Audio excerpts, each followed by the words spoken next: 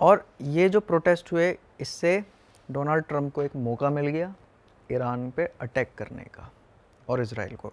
इसीलिए जब प्रोटेस्ट हो रहे थे तो डोनाल्ड ट्रंप ने कहा था कि help is on the way, और ये भी कहा था कि आप प्रोटेस्टर को मत मारो। तो ये एक ग्राउंड बनना था, एक बेस बनना था वॉर का।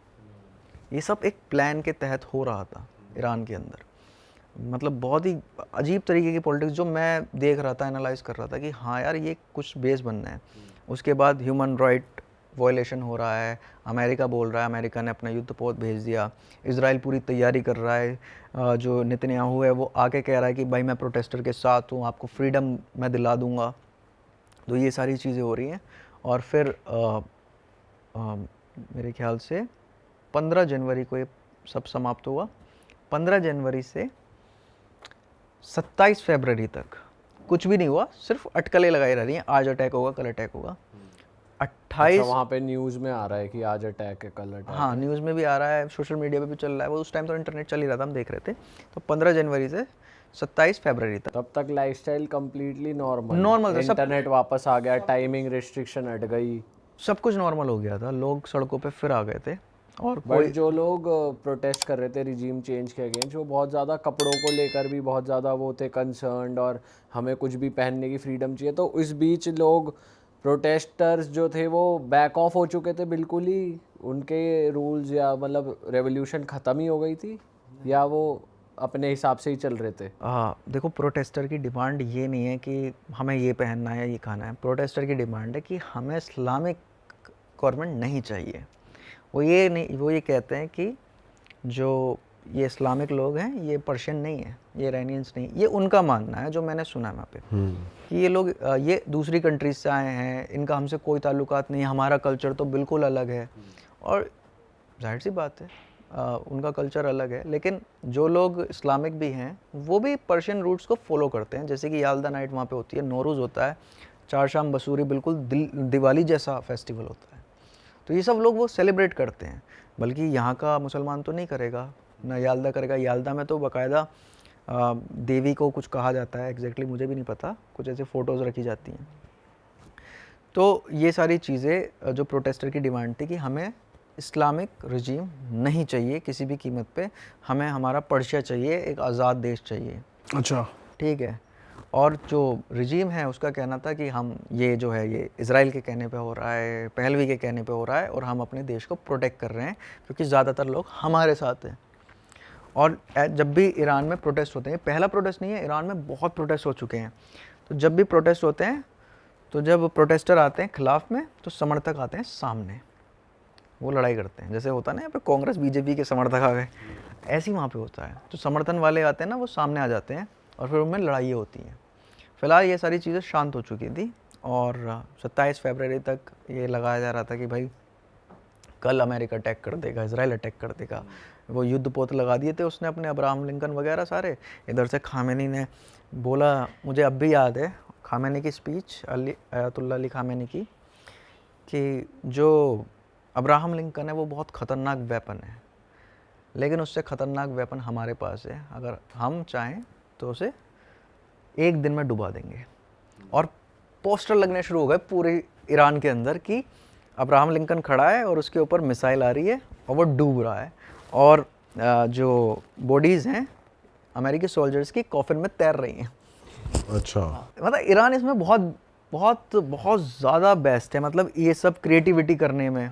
ठीक है, आप इसे क्रिएटिविटी कह लो, कुछ लोग इसे प्रोपोगेंडा कहते हैं, ठीक है, लेकिन मुझे बहुत पसंद आया जिस तरीके के पोस्टर लग रहे हैं। और एक पोस्टर मैंने बहुत बढ़िया देखा था, चील जो होती है वो उसका अमेरिका का सिंबल है, और ऐसे करके गला दबा रखा है उसका बहुत ही जब मतलब, दो पार्टी लड़ रही होती है तो बीच वाले को मजा आता ही है थोड़ा हाँ सा। ये तो हम तो वहाँ दर्शक ही थे। हाँ, तो 27 फरवरी तक सब शांत रहा।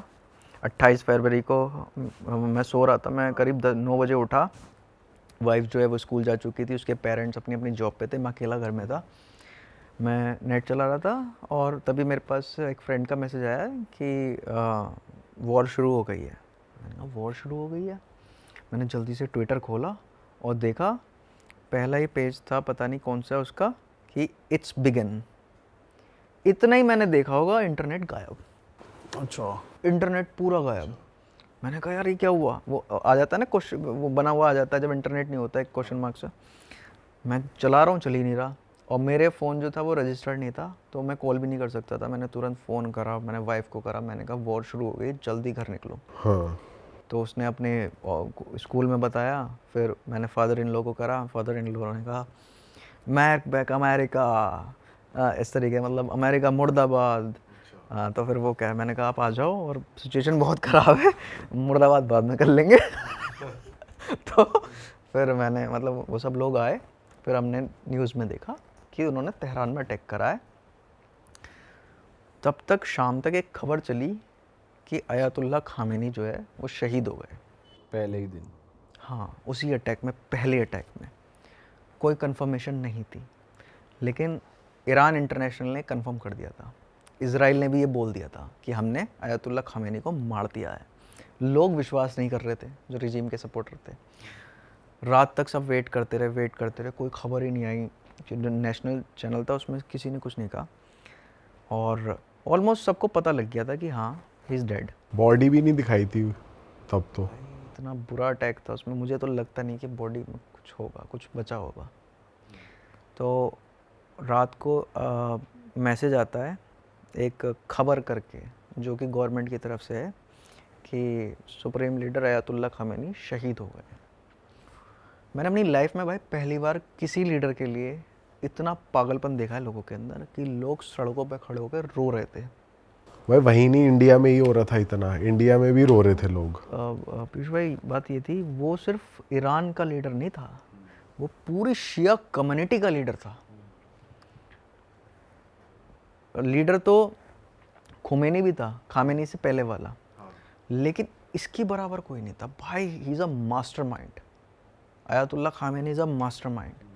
उसने अपनी जो इमेज बिल्ड करी, उसने जो अपना पावर बिल्ड करी, उसने जो आईआरजीसी का गठन करा, आईआरजीसी का गठन भी और उसको पावर भी उसी ने दी। ये ड्रोन्स, ये मिसाइल, ये सब के पीछे दिमाग एक ही व्यक्ति का है, अयातुल्ला अली खामेनी। उसने ईरान को इतना पावरफुल कर दिया है कि आज अमेरिका को घुटने पे टिका दिया है। ठीक है, छुपने को तो भाई वो भी छुप सकता था व्यक्ति, उसको पता था अटैक हो जाएगा कभी भी, और उनके पास कोई ऐसी खास जो है डिफेंस की टेक्नोलॉजी भी नहीं है। लेकिन भाई वो व्यक्ति खुले में रहा, अपनी बेटी के घर पे था। अरे वाह, आपने ये वीडियो यहाँ तक देख ली भाई, तुमने हमारी मेहनत सफल कर दिया। तुम ही लोग हो असली रियल हिट। और अगर आपको बहुत मज़ा आ रहा है ऐसी क्लिप्स में, ऐसी वीडियोस में, तो फटाफट जाइए प्लेलिस्ट पे बिंज वॉच कीजिए और सारी वीडियोस देख डालो और मौज काटो। That is it. हम मिलेंगे नए पॉडकास्ट में, नए क्लिप में। Till then bye bye, see you, take care, do subscribe.